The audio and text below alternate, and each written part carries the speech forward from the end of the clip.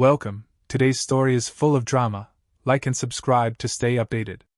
Let's get started. It took Daniel 12 minutes of wrestling with the plunger to finally get the toilet to flush properly. That made 5 clogs in the last couple of weeks.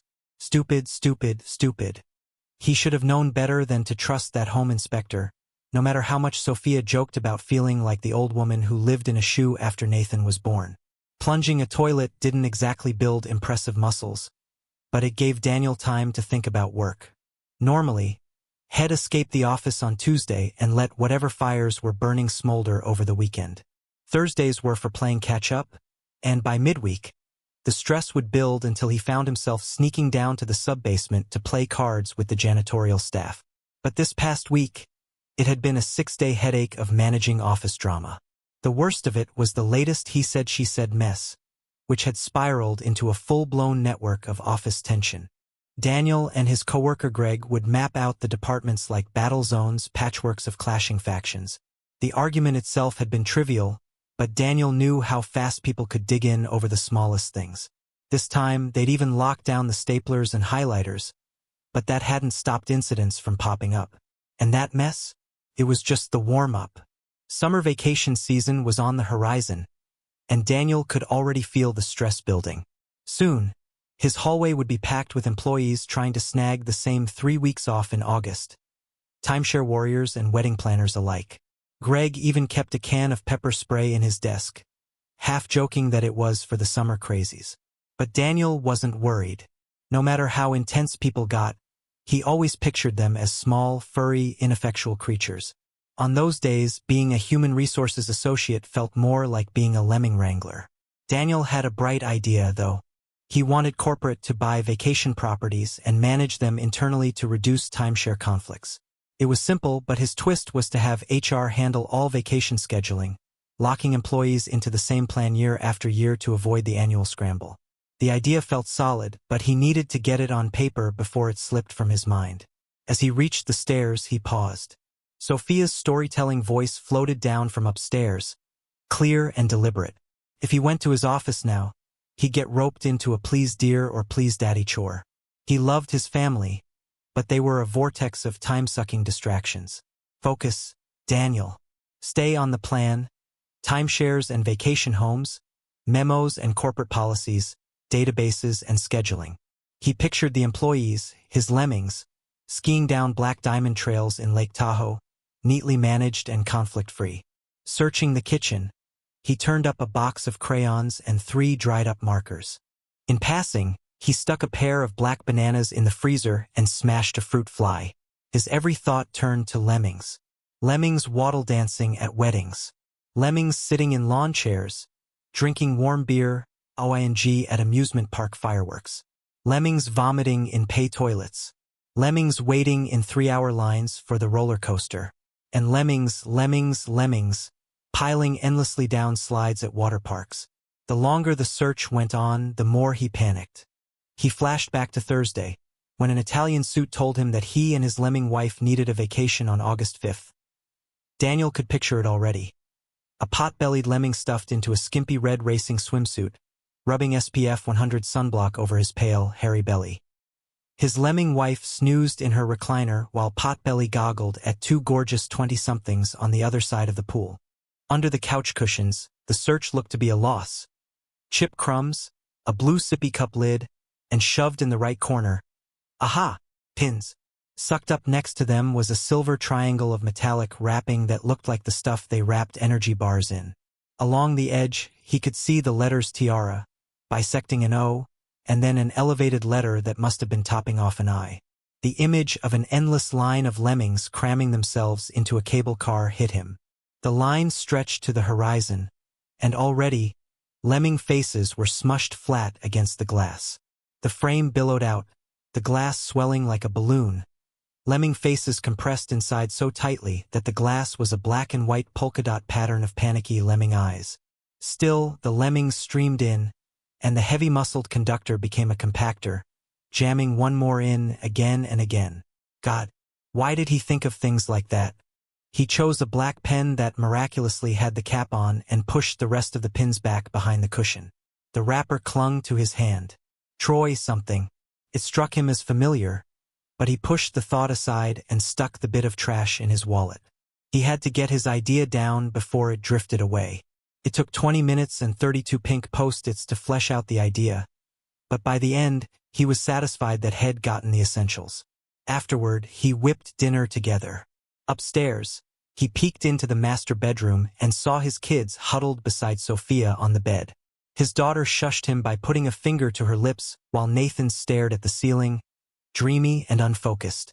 Sophia's cheeks screwed on her best silly serious face as she acted out the Dr. Seuss book. Daniel lingered on the play of her lips and let his thoughts stray. It was a Norman Rockwell scene, but to his eyes, there was nothing sexy or homespun about his wife. His gaze settled on her mouth, opening and closing, her tongue tip just visible as she hissed out a word. "Daddy?" Lily looked at him, and all lascivious thoughts faded. Lily looked at him, and all lascivious thoughts faded. Sophia had stopped and smiled at him curiously. "Okay, idiot," his brain told him. "Say something." "Sorry." God, he was hard. Not so hard that it was noticeable, but still. "Your face looks funny," Lily said, staring up at him with big hazel eyes. She canted her head sideways, and her light brown hair curled up like a question mark. Okay, that killed his fantasy. Nothing, just thinking about Daddy's work. Didn't mean to interrupt. Lily giggled and turned to her little brother, waving her hand like a conductor's baton. "Silly Daddy," she sing-songed. Nathan chimed in right on cue, just as his sister had trained him. "Silly Daddy," he repeated with a wide grin. He turned his attention back to Sophia. "More story, Mommy." Sophia continued reading, and Daniel let the overly familiar words flow past him. His gaze lingered on his wife, taking in the whole of her, now chastely appreciating her charm. The moment was ruined as he flashed back to remarks made by half-tanked partygoers at a function they had attended 3 weeks ago. It had been a dinner party at the house of his boss's boss. Maybe he would have been better off going casual, but Sophia loved outfitting him like an oversized doll. The dress-up game brought forth the buried little girl side of her personality. She put him in cummerbunds and kilts, western ties and twill vests, bouncing on her toes and clapping her hands in delight. As dull as playing mannequin was, if it made his wife happy, he could stand it. In the end, Sophia always chose either a classic tuxedo or a charcoal suit, depending on which matched her wardrobe best. He wore the gold cufflinks she bought him for their anniversary, and she finished their outfits with cotton candy-colored ribbons supporting the latest cause. But it didn't matter if they glided in like Viennese ballroom dancers or if they sopped and puddled into the hall like Titanic survivors. They got the same look. Hidden behind professional humdrum and strangled Botox smiles, it was clear they didn't measure up. The comments only made things more uncomfortable. The most common was, "And how did you two end up together?" That night, they thought they had escaped the worst of it, until a woman who had been quietly eyeing Daniel remarked, "I imagine you must have looked completely different at some point." No one would ever call Sophia unattractive.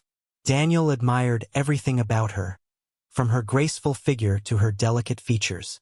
Was it wrong to be so fond of her cute nose? Her long legs and slender frame moved with effortless grace, and Daniel appreciated her elegance as much as others might admire more traditionally curvy figures. Sophia carried herself with the lightness and confidence of a dancer. Even though she had been self-conscious at times, Daniel had always found her beautiful just the way she was. Her dark brown eyes, full of warmth and unspoken thoughts, had captivated him from the start. Daniel, on the other hand, was a contrast to her in many ways. His mother often said he was blessed with smooth features and balanced symmetry. His calm blue eyes, described as cerulean by those who liked to wax poetic, paired with his reluctant smile and thick jet-black hair, had a way of charming people, even those who usually kept their guard up. At work, his black-framed glasses and conservative suits gave him an understated, almost bookish appearance. It kept most of the attention off him, which he preferred. But whenever Sophia helped him dress up for special occasions, he was reminded of how good it felt to carry himself with quiet confidence. In his younger years, life had seemed to fall effortlessly into place, especially when it came to social connections. Throughout high school, his ego rarely took a hit, except when his mother was around to keep him grounded. By the time he headed to college, he had left behind any lingering doubts and embraced a carefree, indulgent lifestyle. But that chapter of his life was long gone. No matter his looks or charm, that version of Daniel felt like it had never truly existed. The only remnants of his former self were his tendency to fuss over his hair and his dedication to shampoo and conditioner, rivaling even his wife's routine. Sophia closed the book. "Again, Mama. Again, again, again," Nathan cheered. Seeing his mother shaking her head, Nathan's face scrunched up. Daniel cleared his throat, heading off the tantrum. "Spaghetti and meatballs are getting cold." The little boy's breath puffed out. He looked at the book a moment longer, then up at Daniel. "The garlic bread's going to burn if we don't get to it soon. Unless you like the bread extra black and crunchy."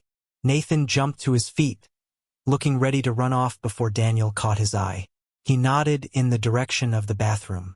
His son made a face but followed in his sister's wake. The rest of the evening followed a pleasant but nearly forgotten routine. Dinner over, dishes done, they would watch a movie, and then Nathan and Lily would go to bed. If the kids stayed quiet and the grown-ups weren't too tired, Daniel would make love to Sophia. Unfortunately, Sophia's job was soaking up more and more hours.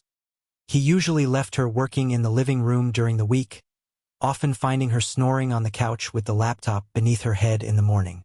Halfway through the meal, it became clear the only action in his future was a few soapy tugs in the shower. Nathan was buzzing like a bumblebee, and Lily was only slightly better. Worse still, it was raining outside, and the networks reported thunder and lightning likely. He suspected that since the kids had seen so little of their mother in the last few weeks, they would have engineered a slumber party. Either way, there was no fighting it. It was a "Mom, I can't get to sleep" night. Being a good dad, Daniel convinced himself that this wasn't so terrible. He spent an hour transferring his timeshare plan to his laptop and refining his ideas. When he came downstairs, Sophia and the kids were watching a DVD. He settled into his leather recliner and barely paid attention to the movie he had seen at least 40 times before. When the movie finished, Sophia and the kids headed upstairs while he caught the late news. 10 minutes into it, he was nodding off. He switched to a program that involved reality television celebrities climbing into an acid dunk tank. He was hefting a softball, staring at the dumb piggy eyes of a wannabe prince for the TV camera. He looked at the softball sadly, realizing he must be dreaming. Then even that thought faded as he drifted into a deeper sleep. Hell, lightning woke him from a terrible dream. In between rapid eye movement dream blinks, the flash blinded him, and thunder shuddered through the house. "And ill huff, and ill puff, and blow your house down." He had read The Three Little Pigs to the kids yesterday. He trembled like he hadn't since he was Lily's age.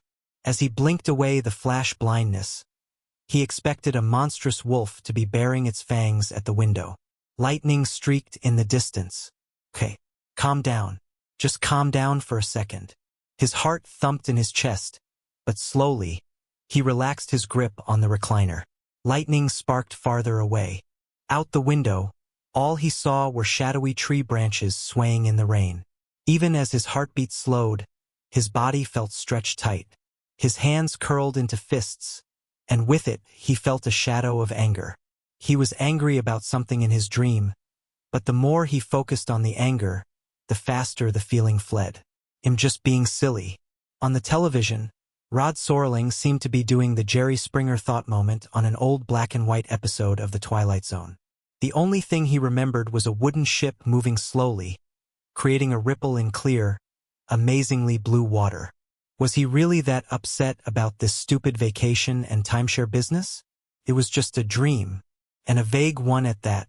He turned off the television and rubbed at a twinge in his back. Upstairs, he found Lily and Nathan cuddled up on either side of Sophia.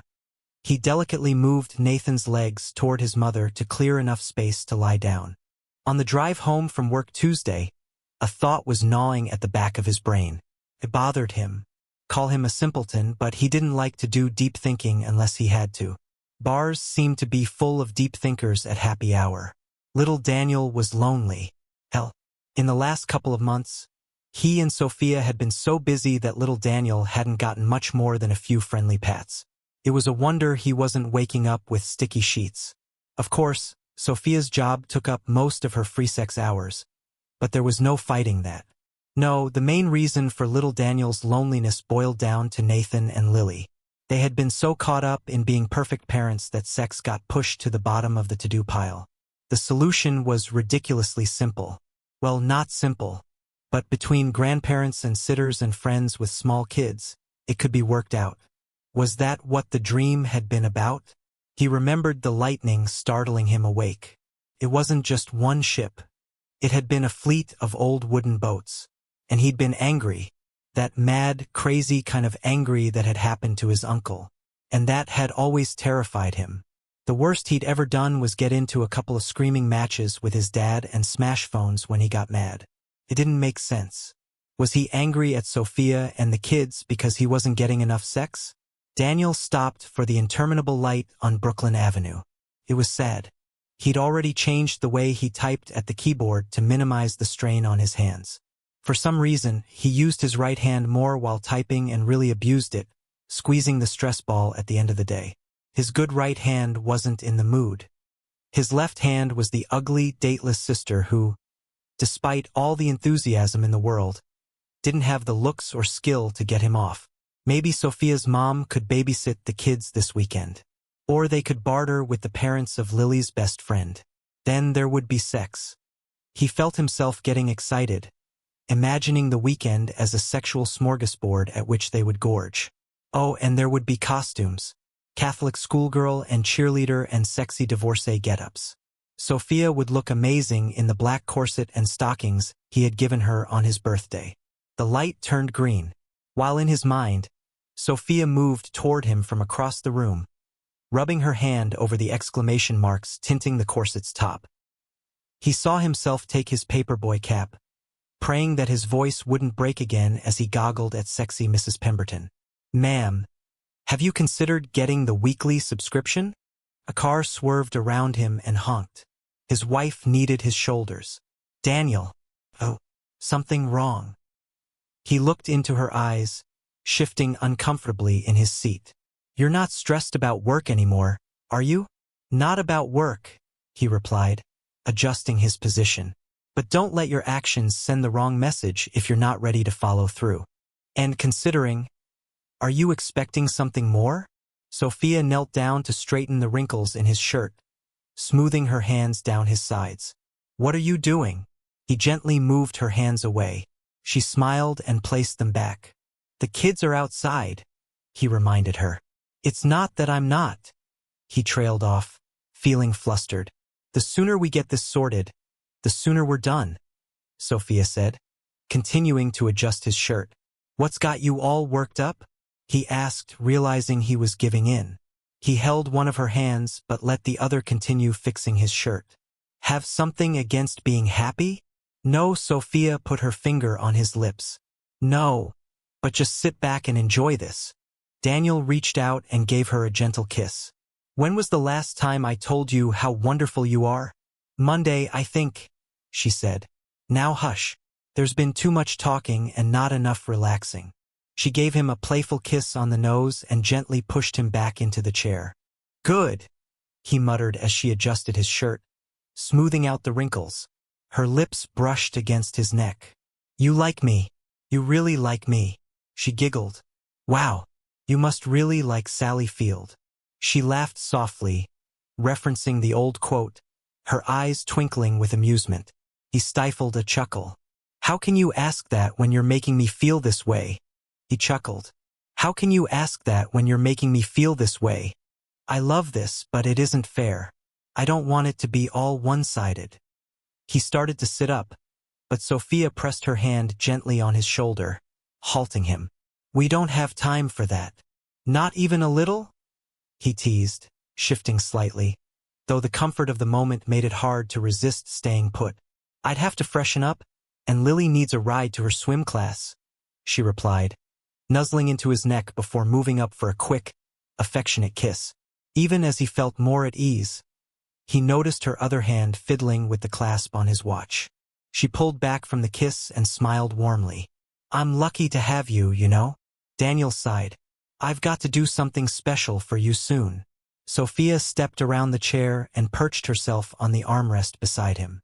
Just be careful not to spill anything on me, she teased, pulling a small bottle of hand cream from her purse and applying a bit to her hands. With a light touch, she began massaging his shoulders, her hands moving in slow, firm circles. He leaned forward slightly, relaxing under her touch. Sophia kissed his cheek and gently guided him back against the chair. None of that moving around. I don't have time to change my clothes either. Daniel leaned back and let out a contented sigh, marveling at the simple joy of the moment. I feel like a teenager again. You like it? She asked, her fingers finding the tense spot in his shoulders. I saw how much you enjoyed that scene in the movie last night. Oh yeah, he murmured, smiling. She laughed softly, giving his shoulders one last squeeze before pulling back. Nice change of pace.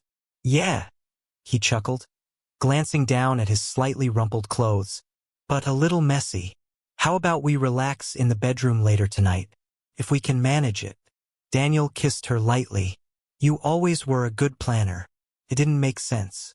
He didn't know whether Sophia had slipped a sleeping pill to the kids' meal or not, but both of them went right to sleep.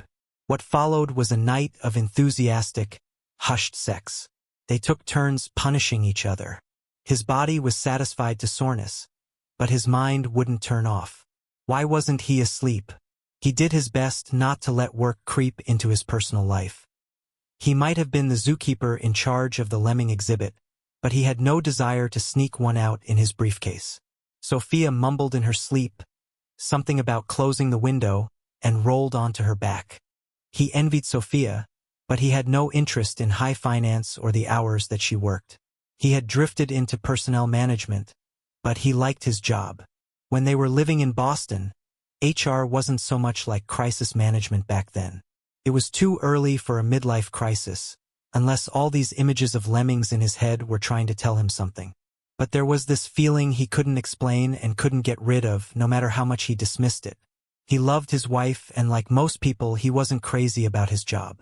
Thanks to Sophia's hefty paycheck, they had no great financial crisis to worry about. It wasn't like he was destined for greatness or had a great artistic yearning. As shaky as he was in math, even painting by numbers was an iffy proposition. He stared in the direction of the television set, but he wasn't in the mood to watch anything. Sophia burbled something. It was dark, but the windows let in the dim moonlight. Her eyelids flittered. She mumbled, "Charlie," and let out a sleepy giggle. Wait, not here. Daniel froze. Sophia mumbled something else and let out a snort-snore. Her eyelids were still flickering. He waited quietly for 5 minutes, and then she mumbled, "Pill for seasickness, Lily?" After that, her eyelids stilled, and she rolled onto her side. The next morning, he was up and packing the kids' lunches when Sophia came downstairs. She kissed him on the cheek, then anxiously poured herself a cup of coffee, added a packet of sugar and cream, and took a cautious sip. She looked up at him over the cupped lip. "Wasn't it my morning? Acid reflux." She sighed. "I forgot to take the pill. And yes, I know it's my fault, and I shouldn't have had caffeinated tea at night either. You need to use pill cases." She shook her head, biting off the rest of that common discussion. Daniel applied himself to finishing the sandwiches and packing lunches for himself and Lily, while Sophia's gaze flowed through the business section of the paper, reading a page in the time it would take him to read a column. When he was done, he propped the sports section in front of him. He flicked his eyes up, seeing her legs move and listening to her reading noises. It was hearing her mumble the name of her first boyfriend in her sleep that was bothering him. It was just a dream, and from all reports, Charlie was fat, married, and living in Malaysia. Still, it bothered him. Jealousy didn't fit him. Sophia didn't deserve it. And if he knew anything, it was that she loved him as much as he loved her. Sophia nursed her coffee, occasionally mouthing something in reaction to the front section she was flying through. She folded the paper over and looked at him strangely. "Something the matter?" "A few silly thoughts running around my head. I'm still in shock from that performance you gave me. Not that I was against it, but what was that about? Or am I really that irresistible? Baby, you are a hunk, and you know it. She waved away his objection. You're so strange when it comes to talking about your looks. Can you at least accept that you're a hunk to me? So you think I'm sexy?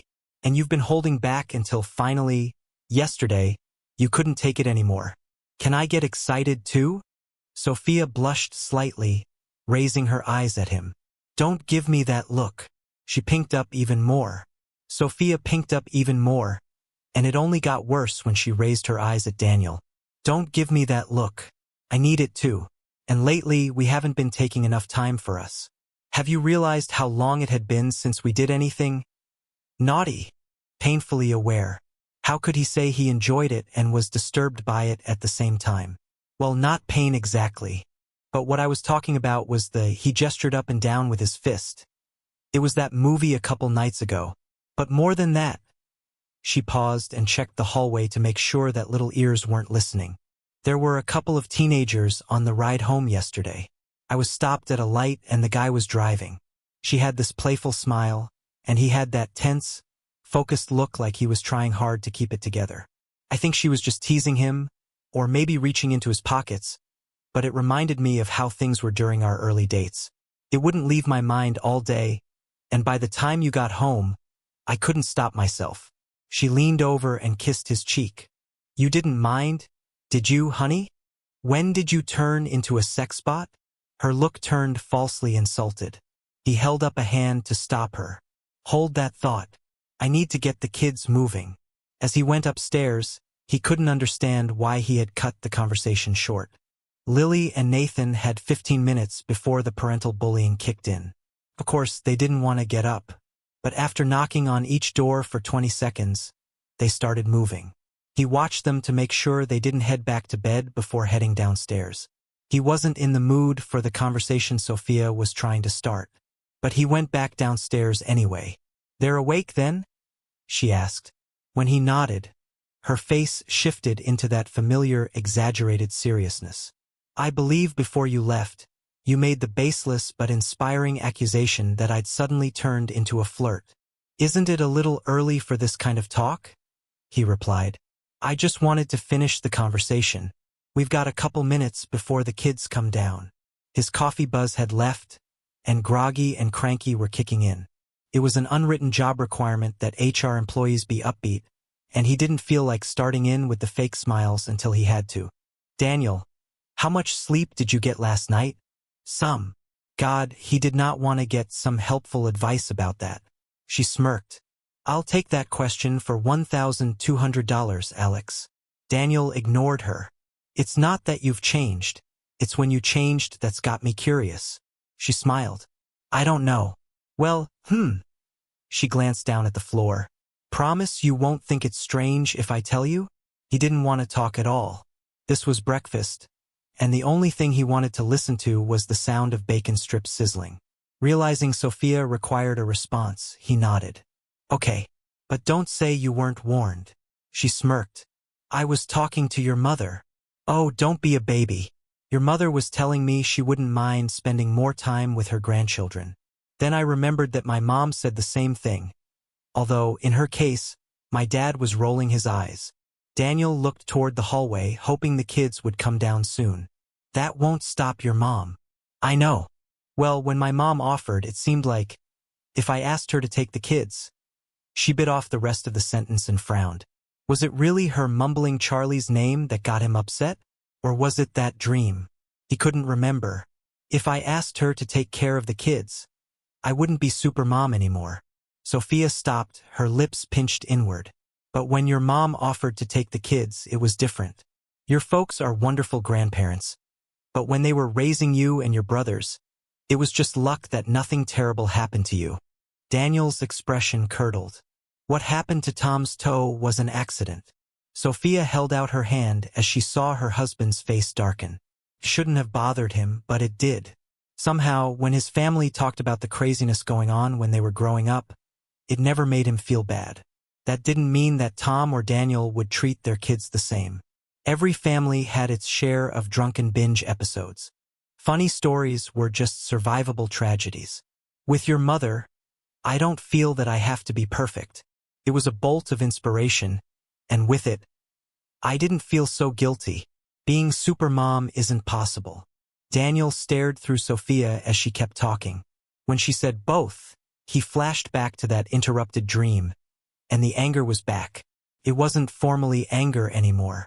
Fury reached out of his chest and grabbed Sophia. And we drop the kids off with our folks and go skiing.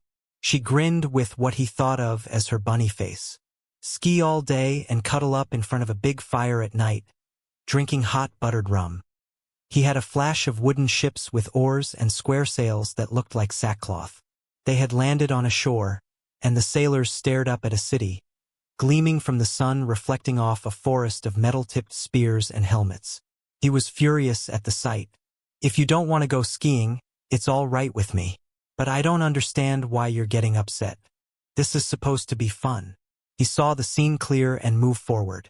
Short, squat men poured out of the ships.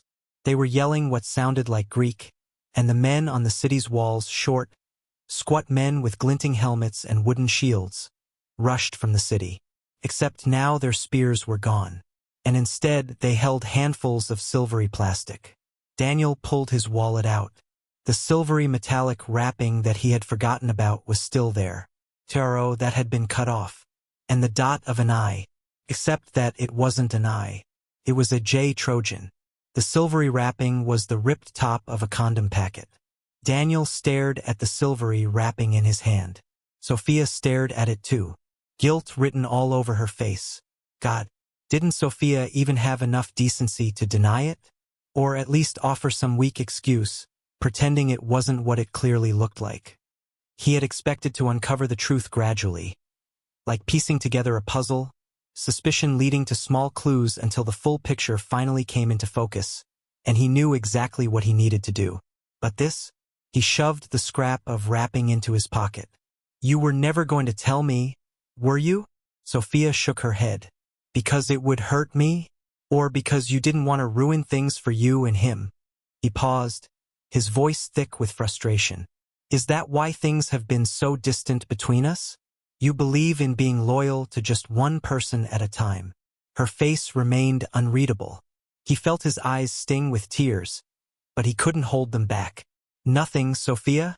This is nothing to you. I find out you've been lying to me, and you act like I just told you that you forgot to take out the trash? Well, he grabbed her arm, forcing her to meet his gaze. This is a lot more important than that. This damage isn't going to just go away. His anger surged, his jaw tightening, his face flushing deeper with every word. Here, in our home, on our couch. His voice shook, growing louder. And what, in the bedroom too? Maybe even in the garage? Well, he took a deep breath, but the anger burned hot. Or was I just too ordinary for you? She wouldn't meet his gaze. Don't yell. He choked on rage. That's... He took a deep breath, wiping his forehead with the back of his hand. That's all you have to say? His arms trembled, and in the silence that followed his question, he could hear his teeth grinding. That's it?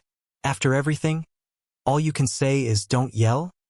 As sharp as you are, this is all I get? You probably rehearsed this in your head, but I'm standing here lost because you forgot your lines. How was this supposed to go? You say oops and I say, anyone can make a mistake? Her eyes glistened. No, forget your so-called mistake. It didn't matter then, did it? She lifted her head, and he locked his eyes on hers. Were you going to send me a card that said, it only happened once? You really think I'd believe a single word you say? To emphasize his anger, he kicked the end table, crashed into the wall. Sophia gathered herself, fixing her gaze just below his chin. There were so many nights, with you sleeping right beside me, when I wanted to tell you. So many chances to come clean. But you looked so peaceful. I couldn't bring myself to hurt you like that. He shook his head, and kept shaking it through her words, refusing to let them in. Just a minute ago, you were whispering about a romantic weekend. Was that your idea of balancing things out? You throw me a kind gesture so the score between us doesn't look so lopsided? Why not show me some pity? Because I'm good with the kids. Or were you thinking, I better let him feel like everything's fine so he doesn't catch on? Tears welled in her eyes, but her face showed only a faint trace of sadness. It wasn't grief. The tears weren't for him. They were a reflex, self-pity. Under his intense glare, she withdrew the hand she had reached out toward him. It happened, she said quietly. They're just words. But what do you want me to say? You think I didn't realize there was a disaster waiting to happen in the middle of my life? I knew it was wrong. I felt it. But it still happened. Daniel unfastened the flashy watch Sophia had given him for his birthday and let it drop into the trash can, without a second thought. So what? Just wrong place, wrong time? His voice dripped with sarcasm. An accident, right? You were just sitting there, and things happened? That's your story? Sophia shook her head. Her voice strained. It was stupid. It was meaningless. I wish it had never happened. But Daniel wasn't interested in her excuses. Oh sure, just being polite, right? And then what? Another accident? Don't give me that it just happened. You just happened to see him for weeks, and happened to lie to me every time you looked me in the eye. Every love you, honey, was just another lie. So tell me, how many lies? How many times did you sneak around behind my back? Sophia stopped dodging it. How many times? She wiped her face, struggling to catch her breath. The first time we didn't. It wasn't like that. I felt guilty while it was happening. But afterward, damn it, Daniel exploded, cutting her off. What? She whispered, her voice breaking. Daniel's eyes widened in disbelief. You really don't get it, do you? You think I want to hear the details? If you can even talk about it, that just proves it wasn't nothing. You know the last time I was with anyone before you? I barely remember it. It didn't matter. But you. Sounds like you've been playing it over and over in your head like some kind of highlight reel. You think I want to sit here and listen to how you betrayed me? He stood still for a moment, dragging in a harsh breath as his anger built. He moved closer, his frame looming over her. The tension radiated from him. His eyes filled with hurt and fury. His breathing came rough and uneven, like wind rattling through an old house. How many times did you lie to me, or lie to your family? Were you out with him while telling your mom about Lily's swim meet? Were you sneaking around while I was on the phone with you? Or maybe you were texting me sweet messages while thinking about him. It ended 2 weeks ago. She whispered, her voice trembling. It's over. It was a terrible, terrible mistake. But it's over. It was all my fault, I know that, but it's done. Oh really? Daniel held up the wrapper. A condom just happens to show up in the couch 2 weeks after you said goodbye? Or were you just more careful about hiding the evidence? So if I ever ask, hey, were you ever unfaithful? You can say, oh no, dear, never that? Why do you have to be so cruel? It wasn't like that. He was just. Daniel's head snapped up, his eyes burning into Sophia's face. He who? It doesn't matter. This has nothing to do. His voice cut through her words like a knife. Who? Sophia's eyes filled with fear. Her body froze. She tried to look away, tried to back away, but her legs wouldn't move. Daniel's fury was overwhelming, and her fear only seemed to pull him in closer. Daniel's reptile mind rushed from its cave, and reason receded. His hand was raised, balled into a fist. His face shone with sweat as his heart pounded faster. The dark voice inside him whispered, let go. Just let go. His arm cocked back. His brain and body resonated with longing to smash something. His arm trembled at the trigger point. A part of him wanted Sophia to say one more thing, because the sound of her voice had become hateful to him. If she said one more word, he wouldn't be responsible for what happened. But she was frozen.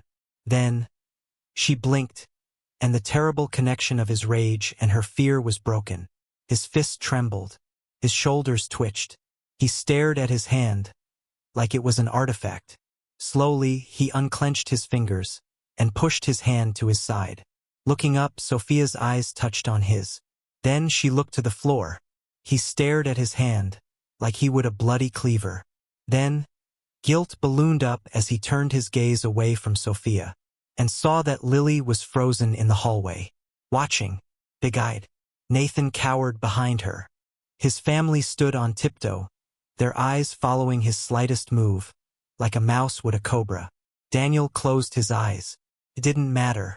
This snapshot would be in Lily and Nathan's brain for the rest of their lives. If there was anything to say to them, it would have to come later. He didn't want to look at Sophia. The only thing he had for her was anger, and all she had were trite words. If he could get past his feelings and the matter-of-factness of her infidelity, what was left? The door slammed behind him, without a sound. The clicker on his chain didn't beep, but the car door opened up, and the interior lights came on anyway. He turned the key in the switch. As always, the idiot light on the dash warned, "Check oil." Vibration passed through the steering wheel to his fingers. No, not Daniel. Not perfect Daniel and perfect Sophia. How could Sophia have done it? And done it so casually, that except for a protection wrapper, it hadn't left a ripple in her composure. How could she not have looked at it as a throw of the dice, wagering a romp on the couch cushions against their future? At work, life streamed by, avoiding him. Lemmings came to his office and quickly left. He said yes or no, handing them pamphlets and referring them to sections of company policy, hoping that one of them dealt with whatever they might be complaining about. Twice, department heads entered his office. He nodded, said yes and right away, and looked thoughtful when appropriate. He must have guessed wrong a few times. One department head stomped out, while the other stared at Daniel as if he was a lunatic. After 5, he closed his door. He had almost hit Sophia in front of the kids. He had almost pounded his fist into her face. They'd just love to hear about this kind of thing in custody hearings. He refused to go home until he had arranged for a polygraph and a trained operator to question his wife. Sophia had claimed it ended 2 weeks ago, but she never mentioned when or how it began. No, she did say something vague, but it left more questions than answers in his mind. He pictured Sophia with the other man, their closeness, their secret moments. The images played over and over, uninvited, each one more painful than the last. A storm of emotions raged inside him. Helplessness turning into anger, and anger dissolving into deep sadness, cycling endlessly. The story Sophia had told about a random event prompting her actions felt like a lie. The truth likely lay in her first encounter with that man. It was absurd, really. Maybe she had done it to ease some internal guilt, or to chase a fleeting thrill. From the very beginning, it had all been reckless and foolish. Even when she was supposed to be remorseful, he could see it in her. The small, almost imperceptible satisfaction that she had indulged in a fantasy. And for a time, she thought she had gotten away with it. For someone as intelligent as Sophia, she had bought into a dangerous illusion. But Sophia wasn't some scheming mastermind. That was the real issue. Infidelity wasn't like plotting a bank robbery. It was more like getting excited about switching lipstick shades, when your spouse couldn't even see the difference. A sudden twitch in his back signaled the release of tension in his muscles. The low hum of the air conditioning filled the room, mingling with the distant sounds of a car horn and an annoying alarm blaring somewhere outside. A cold shiver ran through him, as he realized how close he had come to losing control.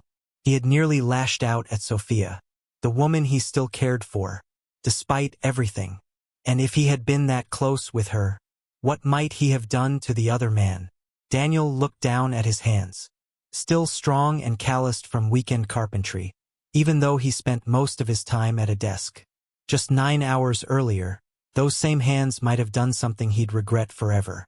It was Monday, and Sophia was supposed to pick up the kids from daycare. Normally, Daniel would have swung by the grocery store, but that plan fell through when he noticed it was already 6:30. Thankfully, Peking Garden had his order ready, and they even threw in some extra duck sauce this time. He got home half an hour late, juggling 2 greasy paper bags that left stains on his tie as he opened the door. The familiar scent of pizza greeted him. "Daddy!" Lily screamed and dashed across the room, hugging herself around his right leg. Sophia watched them from across the room. Nathan glanced up, then stared at the pizza boxes on the table. "You bought dinner?" he said, making it an accusation. "I tried to call you. When I couldn't reach you," she sighed. "It's not a problem. Well, just box it up and eat it tomorrow night. You've already gotten the Parmesan and the crushed red peppers out. Besides, Chinese tastes just as good the next day." The words sounded normal in his head, but his voice was flat. Daniel looked down at his daughter, and he felt the father in him break free of indifference. He stroked the top of her head awkwardly with his forearm. "Lily, can you carry one of the bags?" She shook her head and stayed suctioned onto him. "Daddy? Yes? But you don't know what we did in school today. Wait, let me think." Hampered by his daughter's suction to his leg, he limped in the direction of the refrigerator. "You went on a safari. Made sculptures of your little brother out of Bologna?" "No. We did finger painting." By the time they made it to the refrigerator, she let go of his leg and was proudly pointing at a pink piece of cardboard, on which a three-legged something with a horn stood among dark green streaks. Lily went on to tell him just what her unicorn ate, and what it liked to be called. She paused occasionally to take a bite of pizza, but held his hand even then so he wouldn't think of starting a new conversation. Nathan listened to everything his little sister said. When Daniel asked if unicorns really ate peanut butter cups, Lily let Nathan confirm this with a nod. Sophia stayed quiet, nibbling at a single slice that she didn't even finish. It got awkward. After the extra pizza was wrapped in foil and fitted into the freezer, Lily looked back and forth between her mother and father. She hugged her mom, then came back to Daniel. Without a word, he took Lily's hand and led her upstairs. He checked her homework as she doodled on a piece of paper. Afterward, he helped her with her picture, until they had populated a vast plain with three-legged unicorns and hedgehog-sized hippos, and giraffes with such long necks that their heads didn't appear on the paper. Without meaning to, he felt content at tea bedtime. He watched Lily brush her teeth and then tucked her in. "Don't yell anymore." He leaned over and kissed her forehead. "I won't." She wouldn't let go of his hand. The frown on her face had no part of the little girl in it anymore. Her friends had told Lily all about separation and divorce, and supervised visitation. "You're telling the truth?" "I won't yell anymore, baby." She nodded. "Cross your heart?" "All the way. Promise and promised. To remember to. No taking back. All the way. So help me God." At his words, she settled herself under the covers, but her eyes followed him as he left. Daniel could tell from the light under their bedroom door that Sophia was inside. She avoided his gaze as he walked into the bathroom and began packing toiletries in his travel bag. He looked over his shoulder at her. "I'm sleeping on the love seat." His eyes showed chilly impatience as Sophia's lips twitched. She finally got her mouth to push out words. "We can't talk about this?" Nothing about the short nightie she wore or the redness around her eyes moved him. "We talked about getting your parents to babysit the kids this weekend. So let's stick with that plan. You'll be okay dropping them off by yourself?" Sophia clutched her hands about herself, almost as if she were giving herself a hug. Tuesday morning, Daniel was up and out of the house before Sophia woke. It was going to be a hard slog at work, and he suspected there would be a line outside his door of people waiting their turn to yell at him. If he waded through yesterday's emails, he could head off some of the reprimands. Of course, beyond any of the day-to-day management he needed to give, he had to give, he said, and she said, their second official reprimand. And he promised to do research on adult care facilities for Janet in tech support. The day went as horribly as he thought it would. The only thing that kept him from staying late was that it was his turn to pick up the kids from daycare. Lily was a chatterbox. She hugged Daniel frequently and without warning. Nathan looked sullen and didn't nod when prompted for agreement by his sister. Sophia was already home, and busy in the kitchen, preparing pasta along with a side dish of asparagus, and a garlic, soy, and sesame oil marinade. It was her impress the guests meal, and it took a couple of hours prep time. It also happened to be Nathan's favorite. He had no doubt that there was gelato in the freezer. He distracted himself by helping Lily get started on her homework. Then he went outside. He tossed a football, and Nathan fetched it back. But Daniel couldn't keep himself insulated from the anger that had been breaking through the ice since he saw Sophia cooking in the kitchen. By the time he sat down at the table, he was seething.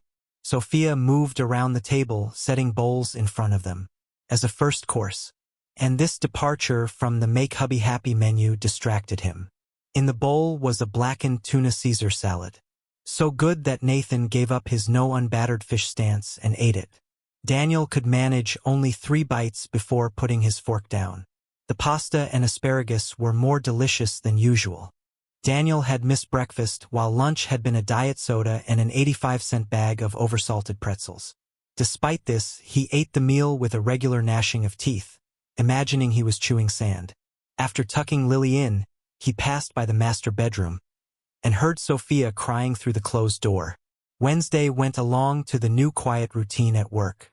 He finally handed, he said, and she said their second reprimands, and got a rough draft of his vacation property proposal ready for corporate. He made spaghetti and meatballs for dinner. Just as he was clearing the plates, the phone rang. Sophia picked up. Her face grew stony as she listened to the speaker on the other end. She whispered something, then her eyes squinched, and she rasped, "No, don't do it." She glanced nervously in Daniel's direction. "I'll have your number blocked." Her face grew twitchier as she listened, until she slammed the receiver into its cradle. Sophia looked up, but Daniel was already taking Lily and Nathan upstairs. "It's not who you think," Sophia said when he finished up with the tuck-ins. His stare gave nothing away. It wasn't him. Daniel nodded and moved past her. Thursday, he got up as normal. He and Sophia got through their morning prep and Serena coffee in a halting conversation about the weather and the direction of local home prices. At work, he was on the phone half the morning. In a couple of cases, he played contrite yes-man, agreeing with department heads and going through another round of apologies for dropping the ball on Monday. Just before lunch, his phone rang, and he picked it up without looking at the extension. "Char." A familiar-sounding voice asked, "Human Resources? How can I help you?" "Daniel, this is James. I wonder if you had a moment to talk." Daniel took a deep breath and grabbed his stress ball. "Maybe 10 minutes at most. I'm at work. If you're going to talk about what I expect you will, it would be better if you didn't. I don't like the fact that you know about this, and God knows what version of the truth you got. I understand." Daniel crushed the stress ball. "No, James, you really don't." His father-in-law cleared his throat to cover the silence. "You're right about that. But no matter what happened, my little girl loves you." Daniel switched the speakerphone function and began squeezing the stress ball with his other hand. "You still there?" He considered pressing the disconnect button, but resisted. "Yes." James sighed. "I don't mean to stick my nose where it doesn't belong, but the idea of letting this destroy all of your happiness." Daniel squeezed the stress ball with both hands. "It's easy to say that from where you stand." James interrupted. "I never played the gruff father-in-law because, from the first time my daughter talked about you, I knew that it didn't matter what I said. When she brought you over the first time, deliriously happy, like our overmature Sophia was suddenly a 5-year-old full of joy and curiosity and trying to get her mommy and daddy to see this precious thing that she had just discovered. Daniel, you've made her so happy. Given her 2 wonderful children." Daniel drummed his fingers on the table. "From the delicate way you've been creeping around the corners, it's obvious you know what Sophia was doing." His father-in-law's voice fluttered some. "I got to get back to work." There was a snort on the speaker and the sound of rustling fabric. "She's always crying." James choked on the last word and took a deep, steadying breath. "She calls her mother 4 times a day, and all I hear from Rachel is, 'He loves you, sophomore. It will work out. You have to be strong for the children.' Time after time. Daniel, no matter how terrible the thing she did was, you have to find forgiveness. Sophia needs you and you need her." Daniel wanted to feel sorry for his father-in-law, but he didn't have room for it. "I have to leave for a meeting now. Sophia will do anything for you. If it doesn't seem that way." Daniel held the phone away from his ear for 5 seconds. "What do you think will happen to Lily and Nathan?" "It will be a tug-of-war with them in the middle." "James, enough." He slammed the phone into the cradle 3 times before letting it settle. Looking up, he noticed a suit rapidly retreating from his office door. God damn it. Now he was going to have to organize an anger management seminar for himself. Most of the day, he sorted resumes and set up interviews. He had to wait until Tuesday to fire, he said, and she said, why couldn't today be a nice, big round of firings? Today, he had fantasies of hiding behind the door. And once the furious employees stepped into his office, he would spring out in front of them and holler, you're fired. He found a stopping place in his work at 5, but didn't get out of his chair. He picked up the phone and punched in his home number. Sophia, I'm playing catch-up here at the office. Why don't you and the kids eat the Chinese food? It'll be late when I get back, so you might as well tuck Lily in. Bye. He was amazed at how easily the lie had come to him. If he had thought about it, he would have been tongue-tied and taking long pauses that would have given it away. But the rest of his mind had been quiet, and a hidden part, the Department of Lies, grabbed hold of his tongue and flowed. Maybe that was how it was with Sophia. There was no doubt she was smarter than he was. So how much bigger would be her Department of Lies? Why had he set up the melodrama of the big talk this weekend? Maybe it was because his Department of Lying was still in charge. But he could see how the talk would go. When push came to shove, Sophia was a survivor. And she would do what was needed to get past this. It was self-preservation. And no matter how remorseful Sophia was, her overriding concern was not to let this event destroy her marriage and turn the kids into timeshares. She would tell him they'd met a few times, maybe 2 to 4, and that she had felt guilty from the very beginning, but couldn't bring herself to stop. She might downplay any comparisons between her lover and him, keeping the details vague or neutral. If the situation were reversed and he had been the one unfaithful, his story would probably follow a similar pattern. The questions, however, would shift. Sophia would likely ask if the other woman was more attractive, or if there was any emotional connection involved. It was odd that he never thought to ask her that same question. Did it mean that if a wife was unfaithful, it implied she no longer loved her husband, while if a man cheated, it was often assumed he was just being selfish or careless? Maybe men understood something deeper about these situations. After all, there was never an easy answer when it came to the question of love. He stepped into Marty's office. As Daniel expected, the guy had been in such a rush to get out, he hadn't even locked the door. In his top drawer, Daniel found a 24-pack of condoms. He didn't let himself think about why he grabbed 2. In any case, it was already over. There was nothing to feel guilty about. He was just going to get drunk. And that was all there was to it. The Hilton was next to the airport, and most of the people staying there were either in transit or in the city for multi-day conferences. The bar was only half full, mostly with red-nosed, fat white men.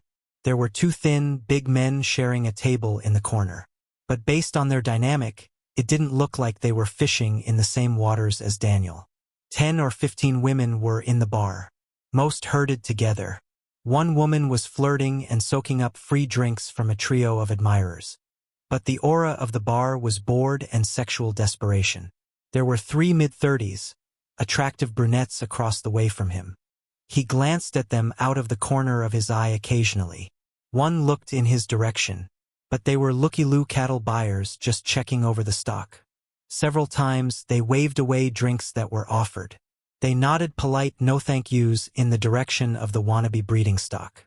They were here to make themselves feel attractive. On the last couple of glances, he noticed that 2 of the women wore wedding rings. A human tide flowed in to grab a drink, and flowed out to more exotic locations. Daniel had sipped his way through 3 light beers, while staring up at a Mexican League soccer game. It wasn't clear whether he was drinking light beer because it was a slower road to drunkenness, or because he was trying to make his taste buds as miserable as the rest of him. He was attracting more attention from the group of brunettes, especially the one without a wedding ring. Twice when he noticed them glancing his way, he called over the bartender and asked a meaningless question, casually gesturing in their direction. Both times, they seemed surprised. Surprised when the bartender didn't start mixing some flashy, colorful cocktail. The brunette without the ring wasn't exceptionally beautiful, and her tipsy laughter seemed to go on endlessly, but she had a polished appearance. and long hair that she tossed around like in a commercial. Most people would probably find her more attractive than Sophia.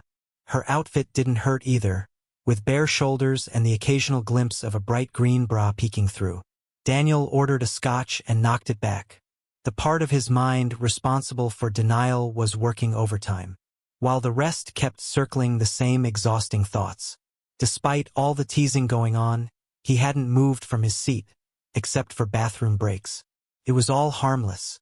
The brunette without the ring caught him staring, and exaggeratedly adjusted her top, bending forward just enough to give him a clear view of her cleavage. He shifted uncomfortably in his seat, trying to ease the tension. "It doesn't look like I ruined you for women after all." He recognized the woman's voice, but didn't turn around. His prick shriveled. Her presence should have shocked him, but it felt almost destined. You see a spring trap, you expect a rat. He heard the stool beside him being pulled out, and smelled that light jasmine scent. That was like so many perfumes. But still Sophie. It was the perfume with which she doused him. Not just his ego castration, but as a signal to her sorority mates that sumptuous Sophie had tamed the beast. It was a measure of how deep the was around him, that he didn't care. He turned his head so that she was a blob of color in his peripheral vision. "Are you stopping by? Or are you sticking around? If you're here for a drink, move down the bar. Otherwise, I'll leave." He tried to end with a hateful glare. But despite everything, he was affected by her beauty. Her high cheekbones and pale skin just led the gaze into being captured by her soft violet eyes. Her dress showed off her sculpted shoulders and lean, muscular arms. "You're still upset?" she asked, and he heard maturity in her voice. It was almost like she was upset at his words, and not the cutesy pretend hurt. "My life is swirling around the toilet as it is. No need for you to give it a flush. If you're in the mood for castrating, there's a room full of idiots who will happily volunteer." Sophie gestured to the bartender and ordered a Manhattan. She looked back, but Daniel was watching a replay of a missed shot on goal on the TV. "That was a long time ago. Does that mean anything? It did happen though, didn't it? It wasn't something I made up. You think because the memory isn't fresh, it's forgivable?" His voice kept creeping up as he talked, and he could feel people taking notice. He took a breath and lowered his voice. "Catch me in 1,000 years and let's check." The bartender looked over at his outburst, but Sophie waved her hand in dismissal of the attention. He put down her drink and retreated. Sophie's eyes drifted down his body, taking him in. "But you've moved on. Isn't there a statute of limitations when it comes to apologies, no matter how badly deserved?" She brushed her hair out of her eyes. "It shouldn't have gone as far as it did. And it did happen in college. From the stories my sorority sisters told me, it sounded like you deserved it. As long as you had a reason." He gulped his beer and grimaced. "You're wearing a wedding band and are trying to pick up the woman with the green bra. So why should I feel so bad? So I was an a-hole and you were the hapless pledge. You did it to get into the sorority, and even if it went too far, it's okay because I'm an adulterer. Fine. Now screw off." He really hoped she would catch the hint, but of course she didn't. No. The way his luck was running, there was no chance of that. "Do you know how everything turned out?" She sipped her drink. "Because most of your story was out there." He turned his eyes to the floor and noticed she had slipped her feet out of her heels. "I heard. Guys stole your boxers and jocks and left thong panties. And when you took a shower, they stole your clothes and left behind earrings, a micro bikini, and a box of tampons. Girls laughed themselves silly, and guys acted like you were a waitress at a Hooters bar, right? There were probably other things. But all it came down to was a hell week before you withdrew." He fixed his eyes on the TV screen, trying to block out her voice. "I know your story," she began, "but the rest of mine didn't turn out so well. After you pulled away, your friends, the same ones who had been giving you grief, decided none of it was their fault. Nope, they were innocent. It had to be my fault. And somehow, that idea caught on. My sorority sisters started getting the cold shoulder from their boyfriends. And the single ones couldn't get a date to save their lives. A week into that nonsense, my sorority kicked me out. I had a lacrosse scholarship paying my tuition, so leaving school wasn't an option. The guys treated me like I was contagious. And the girls, they were even worse. Sophomore and junior year were slightly less miserable, but not by much. She finished her drink in one swift gulp. You dated the pledge master the semester before, and she wasn't too thrilled about how that ended. Took me a couple of years to realize that provisional sorority membership was just empty words. Once we were inducted, we were supposed to be Lambda Deltas forever. But I didn't have to break the rules. They tricked me, and I guess I tricked myself. Afterward, those sweet sorority sisters cut me loose and never spoke to me again. Sophie raised her hand, signaling for another drink. Until it arrived, neither of them spoke. She traced the rim of her glass with her finger. Felt wrong from the start, and it just kept getting worse. But the pledge master and a few others were always there, whispering in my ear, pushing me along.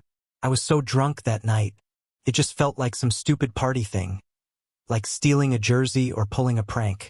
I kept waiting for it to blow over. When you left, I felt awful. You have no idea how much I wanted to apologize. But the only way to reach you was through your parents, and I couldn't face what they might say. I didn't think any words could make you hate me less. Daniel's face softened just slightly. I used to take girls home to meet my folks and dump them afterward, so don't feel too bad about that. In the mirror behind Sophie, he noticed a woman in a frilly green top frowning, as she and her friends left the bar. Sophie caught his glance. So have I messed up your plans for the night? This is still about payback, then? She shrugged. In a way. But just hear me out. That was the wrong thing to say. He didn't want to hear any more excuses. Didn't want words trying to smooth over what had been done. What the hell do you know about my marriage? He snapped. A few days ago, I found out my wife had an affair. Tonight, I came here hoping to drink enough to forget. Or maybe even find someone to help me forget. Probably wouldn't have happened, but the possibility made me feel a little better. And now you've taken that from me too. So if you've had your bit of revenge, would you mind getting lost? It makes me feel better knowing that you don't hate me. She smiled and ignored the baffled expression on his face. He noticed as she slipped her feet back into her heels. Are you hungry? He wondered if he had lost his mind. Hell wasn't a place of heat and flames. It was a hotel bar where old girlfriends tortured you. She tapped him on the shoulder to get his attention. Have you eaten dinner yet? Just beer and peanuts. She placed her hand on his arm. You don't mind if I order room service? I missed lunch, and these drinks are hitting me pretty hard. She tugged gently on his arm as she got up. His arm flowed with her movement, and he was standing up. Her hand rested atop his elbow, and he noticed her wedding ring. When he looked up, he saw her gaze had followed his. She smiled, but now he saw a familiar sadness in her eyes. Just the getting drunk part? If it happened in the hotel bar, it'd be easier to get back to my room. Want to see who's more miserable? He avoided her gaze, but she could still see it in his eyes. I'm guessing you haven't talked to anyone about this. Daniel glanced between their wedding bands. Talk? She shrugged. Probably anything that keeps me from getting drunk tonight will make me happy. Showing up to my meeting tomorrow with a hangover isn't exactly on my to-do list. Why probably? He asked. To convince you to come, she said with a small smile, since I ruined your shot with the woman at the bar. His steps naturally matched hers as they walked, though the realization didn't bother him. He blinked at the sudden brightness of the lounge just outside the bar. After talking for so long, they were quiet through the elevator ride. In her room, she made a drink at the honor bar with one hand while calling room service. Sophie presented the glass to Daniel. He noticed it was scotch after he had downed the drink. So there's more to your story? He stared at the glass numbly. Talking didn't interest him, but he didn't feel like going home. She put another scotch in front of him. Do you have children? Lily and Nathan. She nodded. I've never been that angry, that out of control. My life was burning up around me, and Sophia kept throwing these stupid words that she obviously knew nothing about. His left hand had curled into a fist. With an effort, he uncurled the fist and pushed it flat to the wall. The anger evaporated. When I saw Lily and Nathan in the room, looking at me like a monster, he shook his head. That's never going to happen again. He sighed.